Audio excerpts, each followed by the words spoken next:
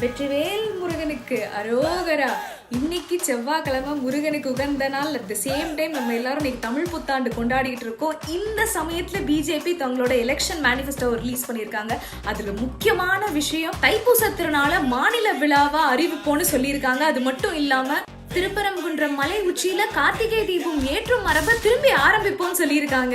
இதை விட சிறப்பா என்ன வேணும்? தமிழ்நாடு ஒரு ஆன்மீக பூமின்னு எல்லாத்துக்கும் தெரியும். இந்த ஆன்மீக பூமியில திருக்கோயில் நித்திய பூஜை தொகுப்புன்னு சொல்லி எல்லா கோயில்களுக்கும் சூடம், நெய், எண்ணெய், 60 கிலோ அரிசி, குங்குமம், மஞ்சள், விபூதின்னு இது எல்லாமே ஒரு தொகுப்பா கொடுக்க போறாங்க.